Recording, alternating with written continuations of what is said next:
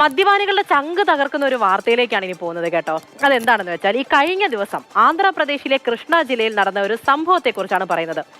അവിടെ ഈ തിരഞ്ഞെടുപ്പിന് മുന്നോടിയായി പരിശോധനയൊക്കെ നടന്നു. ആ പരിശോധനയിൽ അനധികൃത മദ്യത്തിന്റെ വലിയ ശേഖരമാണ് പിടിച്ചെടുത്തത്.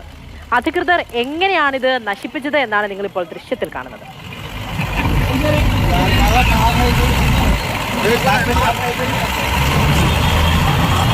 അപ്പോൾ വിനയുണ്ണിയാണ് കാര്യങ്ങൾ പറയാൻ നമ്മുടെ കൂടെയുള്ളത്. വിനയ്, 1-2 ബോട്ടിലോ ഒരു പെട്ടിയിലുള്ളതോ ആണെങ്കിൽ ഈ മദ്യപാനികളൊക്കെ ഇത്രത്തോളം വിഷമിക്കരുത്, എന്തോരം കുപ്പികളുണ്ടല്ലേ. പക്ഷേ ചട്ടമൊക്കെ അങ്ങനെയാണ്, അവർക്കത് ചെയ്തേ പറ്റത്തുള്ളൂ. ഇതെന്താണ് സംഭവം?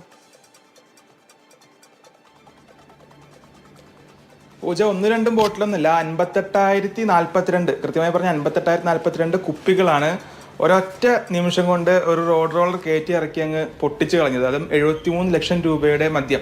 ആന്ധ്രാപ്രദേശിൽ ലോക്സഭാ തെരഞ്ഞെടുപ്പും നിയമസഭാ തെരഞ്ഞെടുപ്പും ഒരുമിച്ച് വരികയാണ്.